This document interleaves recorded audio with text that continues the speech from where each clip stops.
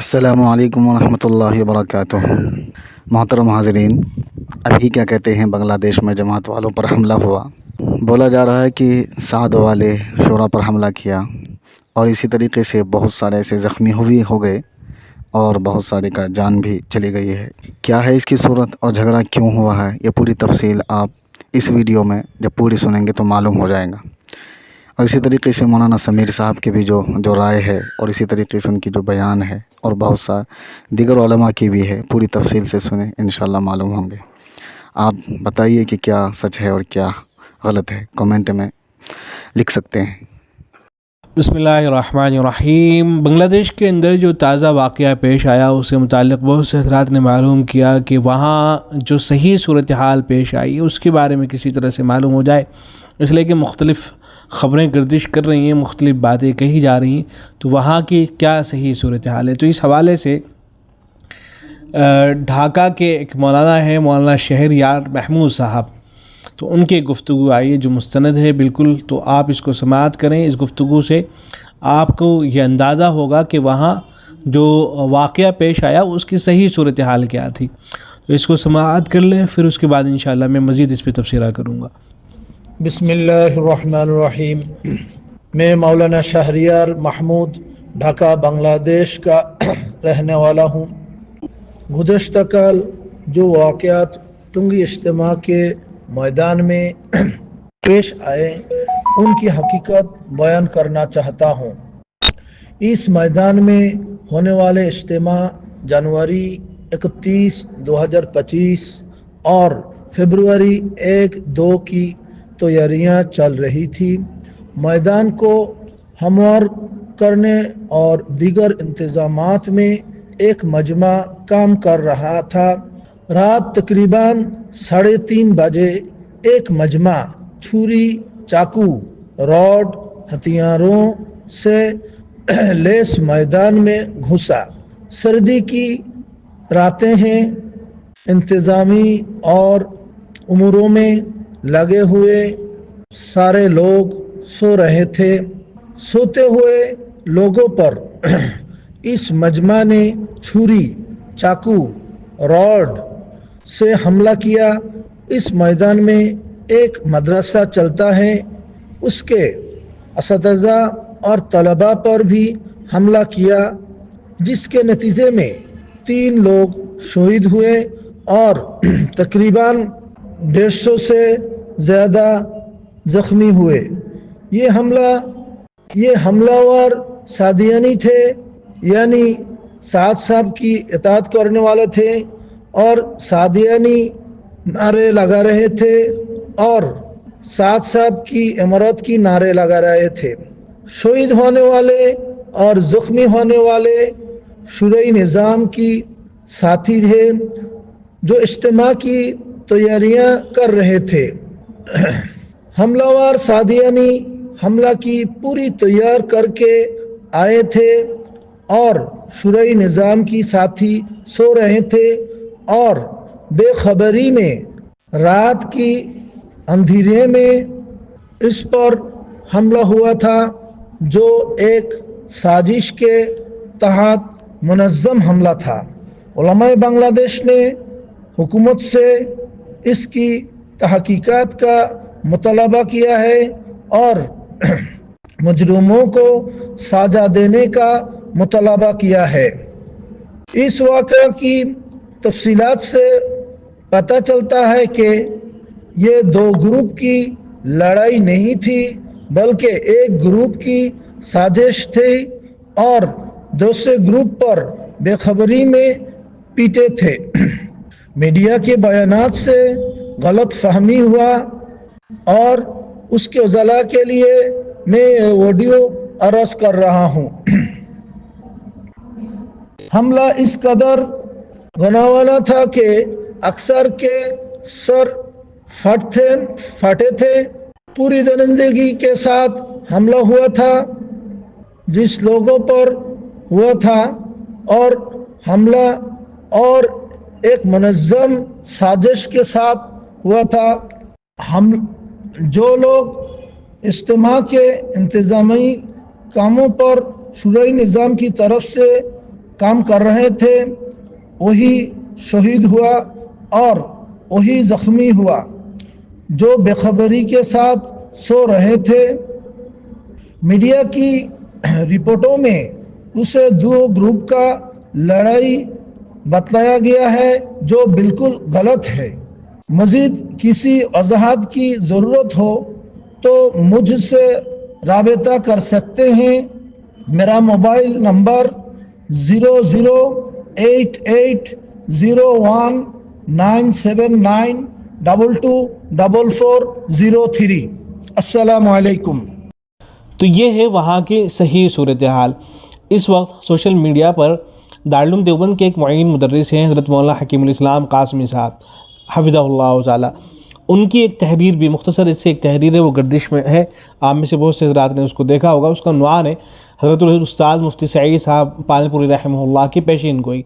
हज़रत अक़दस मुफ्ती सईद अहमद पालनपुरी रहमहुल्लाह ने जो बातें फरमाई थी कई साल पहले, उसको मुफ्ती साहब ने यहाँ पर ज़िक्र फरमा रखा है हकीमुल इस्लाम साहब ने। तो लिखते हैं कि आज से तकरीबन 5 साल पहले बंदा हज़रतुल उस्ताद मुफ्ती सईद अहमद पालनपुरी रहमहुल्लाह साबिक़ शेखुल हदीस दारुल देवबंद की मजलिस में बैठा हुआ था। हज़रत की मजलिस इल्मी बातें, अदबी लतीफ़े, सुलझते मसाइल का मजमुआ हुआ करती थी। थोड़ी ही देर में एक आलिम दीन गुजरात से तशरीफ़ लाए। हज़रत ने उन्हें सामने बिठाया और ये फरमाया कि ये कीमती आलिम है। आगे जो गुफ्तगू हुई वो आबिज़र से लिखने और बनिगाह बसीरत पढ़ने के काबिल है। गुजराती आलिम ने कहा कि हज़रत आज से 10 साल पहले मुझे आपसे दौरे हदीस शरीफ में तलम्मुज़ का मौका मिला था। मैं आपका शागिर्द बना था, आपसे मैंने हदीस पढ़ी थी। तो आपने दौरे हदीस से फरमाया, आपने दौरान दर्स से फरमाया था कि देखना आज से 10 साल बाद तबलीग जमात 2 ग्रुपों में बढ़ जाएगी। तो उन्होंने कहा कि आज हज़रत मैं गुजरात से यही ख़बर लेके आया हूँ, आज 10 साल हो गए हैं और तबलीग जमात 2 ग्रुपों में बढ़ गई है। और ये मक़ूला सादिक़ आया कि कलंदर हर्च गोयत दीदा गोयत। आगे हज़रतुल उस्ताद हज़रत मुफ्ती सईद अहमद पालनपुरी रहमहुल्लाह ने जो जवाब दिया वो भी काबिल ज़िक्र है। हज़रत ने फरमाया कि आज एक बात और नोट कर लो कि आज से 10 साल बाद ये गैर मुक़ल्लिद बरेलियों से बड़ा ख़तरनाक फ़िरक़ा बनकर ज़ाहिर होगा। ये हज़रत के जुमले हैं जो दारुल देवबंद के मुअय्यन मुदर्रिस ने नकल फरमाए कि आज से 10 साल बाद ये गैर मुक़ल्लिदियत बरेलियों से बड़ा ख़तरनाक फ़िरक़ा बनकर ज़ाहिर होगा। मेरे ख़्याल से इस कौल को कहे 5 या 6 साल गुजर चुके। अल्लाह उम्मत मुस्लिमा की हिफाजत फरमाए। हज़रतुल उस्ताद की राय यही थी जो बारहा हज़रत मजलिस और दस में फरमाते थे। तबलीग जमात फ़ी नफ़सी ही बहुत ही बेहतरीन काम है तबलीग जमात का। अलबत्ता शर्त यह है कि अकाबिर सलासा मौलाना इलियास साहब, मौलाना यूसुफ़ साहब, मौलाना इनामुल हसन साहब रहमहुमुल्लाह के बनाए और बताए उसूल के मुताबिक हो। नीज़ इस काम का मकसद उलमा से रब्त पैदा करना हो, न कि नफ़रत। बांग्लादेश का सानिहा वाकई काबिल अफसोस भी है और काबिल तअम्मुल भी। अल्लाह इस दीन मतीन की हिफाजत फरमाए। ये दारुल देवबंद के जो मुअय्यन मुदर्रिस हैं उन्होंने लिखा है। जो वाक़यात पेश आ रहे हैं ज़ाहिर है बांग्लादेश तक तो महदूद नहीं रहेंगे, आगे चलकर आइंदा किसी और मुल्क के अंदर भी पेश आ सकते हैं। तो इस तरह के जो वाक़यात पेश आ रहे हैं इनको रोकने का क्या हल हो सकता है? तो बज़ाहिर यही मालूम होता है कि इसका एक ही हल है, वो ये है कि तबलीगी जमात में जितने भी हज़रात हैं वो ज़्यादा से ज़्यादा उलमा से वाबस्ता हो, उनका ताल्लुक़ उलमा से हो। उलमा से ताल्लुक़ बढ़ता अगर चला जाएगा तो इंशाअल्लाह ये जो चीज़ें पेश आ रही हैं यानी बंद हो जाएंगी। देखिए उलमा इकराम के दरमियान में जब किसी मसले को लेकर इख्तलाफ भी होता है तो चूँकि अहले इल्म इख्तलाफ के हुदूद जानते हैं तो इसलिए वो इख्तलाफ उम्मत में रहमत का सबब बन जाता है। इसलिए तो ये बात कही जाती है ना कि उम्मत का उलमा का जो इख्तलाफ होता है वो उम्मत के लिए रहमत होता है। आपने देखा होगा कि दारुल देवबंद 2 हिस्सों में तकसीम हो गया, एक दारुल देवबंद बना, एक दारुल वक़्फ़ बन गया। लेकिन उसका फ़ायदा क्या हमारे साथ फरमाया करते थे कि इसका फ़ायदा ये हुआ कि दारुल देवबंद में जो तलबा पढ़ने के लिए आते थे तो दारुल देवबंद में गुंजाइश कम थी, थोड़े बच्चों का दाखिला हुआ करता था। अब एक दारुल और बन गया है तो अब फ़ायदा ये हुआ कि ज़्यादा बच्चों का दाखिला होने लगा, उसका ज़्यादा फ़ायदा होने लगा। जितने ज़्यादा बच्चे पढ़कर वहाँ से निकलेंगे इतना ज़्यादा फ़ायदा है। यही जब मज़ाहिर उलूम के जो 2 हिस्से हुए वहाँ भी यही हुआ। तो उलमा के दरमियान में जब इख्तलाफ होता है तो उसका फ़ायदा होता है, लेकिन अवाम के दरमियान में जब इख्तलाफ होता है तो चूँकि अवाम वो اختلاف کی حدود سے واقف نہیں ہوتی تو اس کا نقصان بہت زیادہ ہو جاتا ہے۔ تو یہی چیزیں ہم دیکھ رہے ہیں۔ تو واحد حل یہی ہے کہ عوام جو ہے وہ علماء سے جڑے، علماء سے اگر جڑیں گے تو انشاءاللہ جو اس طرح کے فتنے پیدا ہو رہے ہیں یہ سب ختم ہوتے چلے جائیں گے۔ شیخ الاسلام حضرت مفتی تقی عثمانی دامت برکاتہ العالیہ نے اب سے سالوں پہلے فرمایا تھا۔ میں حضرت کے کچھ اقتباسات نقل کر رہا ہوں حضرت کے بیان کے، سنیے گا کہ حضرت نے کتنی عمدہ باتیں فرمائی تھیں۔ حضرت نے فرمایا تھا کہ تبلیغی جماعت تنہا ایک ایسی جماعت ہے جس کے کام سے الحمدللہ دل ہمیشہ خوش ہوتا ہے، اور اس جماعت نے ایسی بڑی عظیم خدمت انجام دی ہے جو کسی اور جماعت نے انجام نہیں دی۔ اللہ تعالیٰ نے اس جماعت کے ذریعے دین کا کلمہ کہاں سے کہاں پہنچا دیا۔ حضرت مولانا الیاس صاحب رحمہ اللہ ان کے درجات کو بلند فرمائے، ان کے اخلاص اور ان کے سچے جذبے نے اس جماعت کو اب تک باقی رکھا ہوا ہے، اور اس جماعت کے پیغام اور دعوت کو اللہ تعالیٰ نے چار دانگ عالم میں پھیلا دیا ہے۔ پھر آگے حضرت فرماتے ہیں حضرت شیخ الاسلام مفتی تقی عثمانی دامت برکاتہ العالیہ، لیکن ہمیشہ یہ بات یاد رکھنی چاہیے کہ کسی بھی جماعت کا پھیل جانا اور اس کے پیغام کا دور دور تک پہنچ جانا اگر صحیح طریقے سے ہو تو یہ قابل خیر مقدم ہے، اور اس صورت میں اس جماعت کے ساتھ تعاون کرنا چاہیے۔ لیکن اگر اس جماعت میں خرابیاں پیدا ہو رہی ہیں یا اس کے اندر غلط فکر پیدا ہو رہی ہے تو پھر تعاون کے ساتھ ساتھ اس کی غلطی پر اس کو متنبہ کرنا بھی ضروری ہے، کیونکہ ایسا نہ ہو کہ یہ بہترین جماعت جس سے اللہ تعالیٰ نے اتنا بڑا کام لیا کہیں غلط راستے پر نہ پڑ جائے۔ بالخصوص ایسے وقت میں متنبہ کرنا اور زیادہ ضروری ہو جاتا ہے جبکہ اس کی قیادت پختہ اہل علم کے ہاتھ میں نہیں ہے، بلکہ اس جماعت میں زیادہ عنصر عوام کا ہے جو پورا علم نہیں رکھتے، اور اس جماعت کے اندر جو علماء شامل ہیں ان علماء کا مشغلہ علم نہیں ہے۔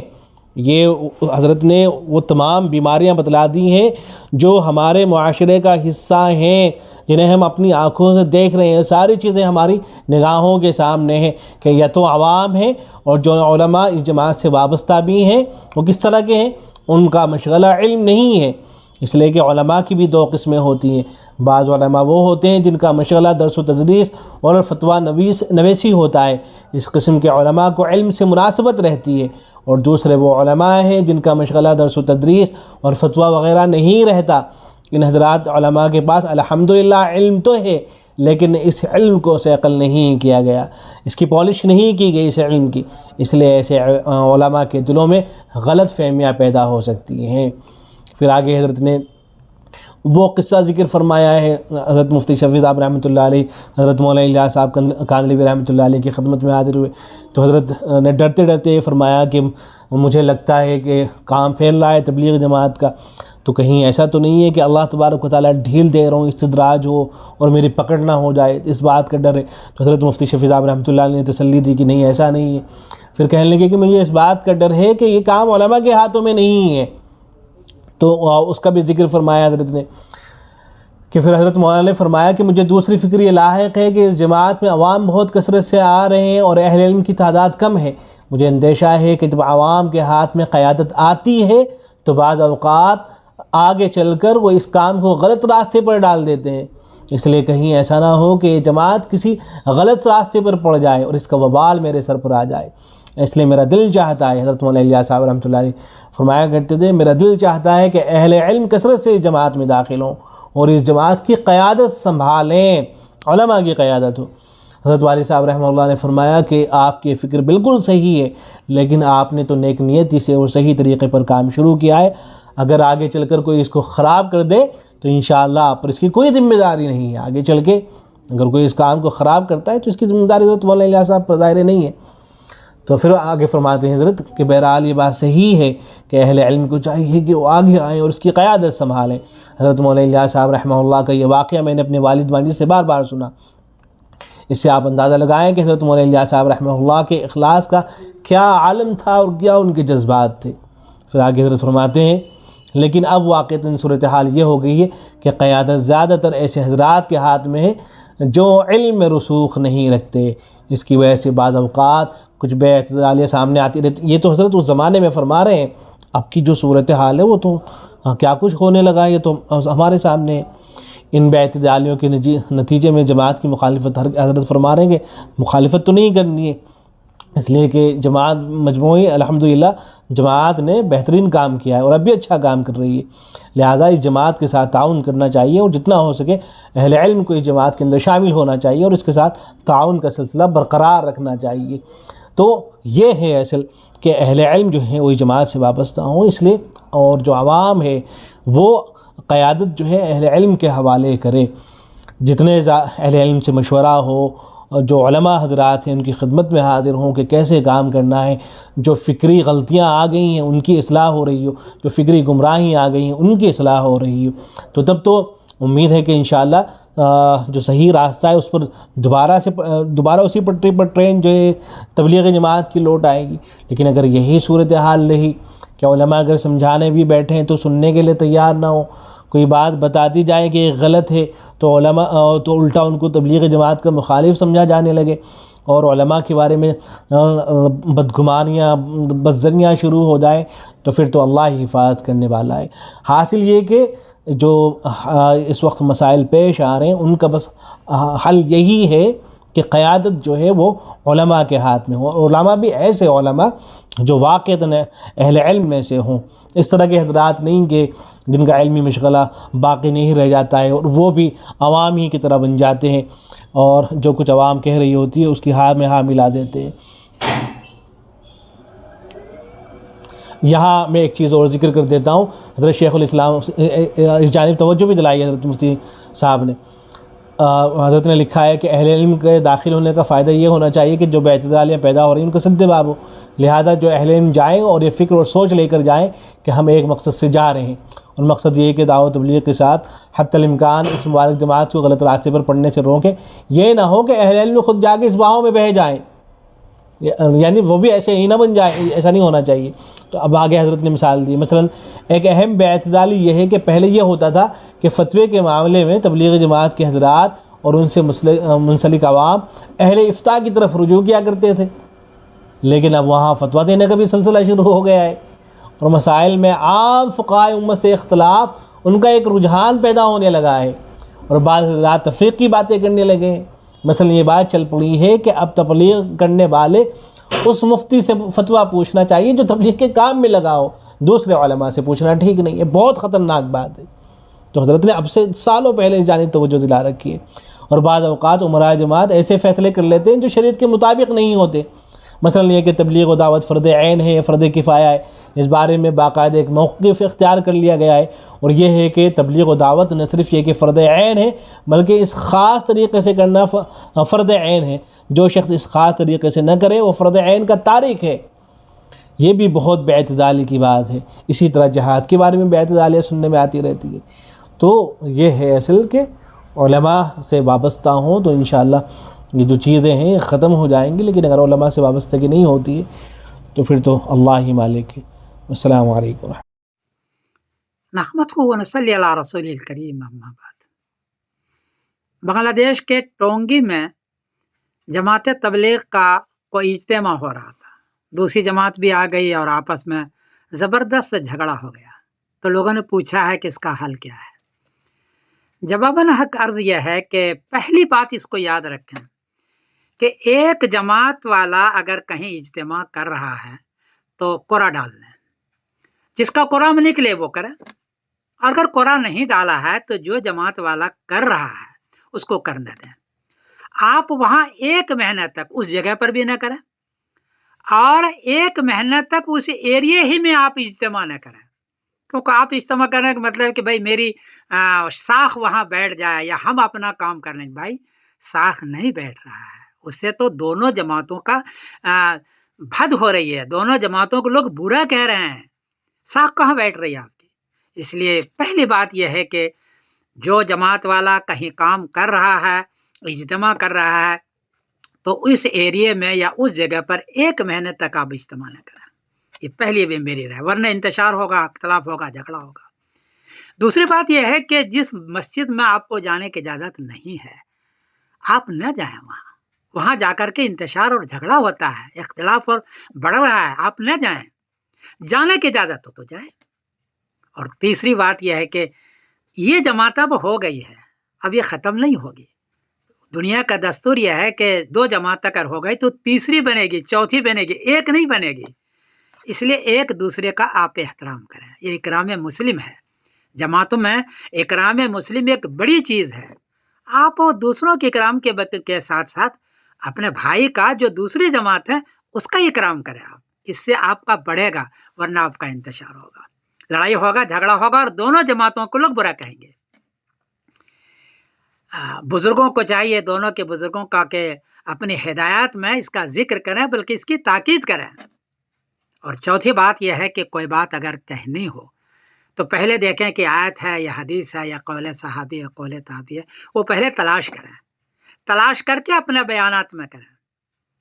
और वो अगर आयत जिहाद का है तो बताएं कि जिहाद की आयत है। अगर वो आयत है आपके जमात में निकलने का तो बताएं कि जमात में निकलने का है। लेकिन अगर जमात में निकलने की वो आयत नहीं है, जिहाद की आयत है, तो आप उसको जमात के निकलने पर चश्मा न करें। मैं देख रहा हूँ कि उलमा में इससे बड़ा इंतशार होता है, आप कहे उलमा में कोई इंतशार में डाल रहे हैं।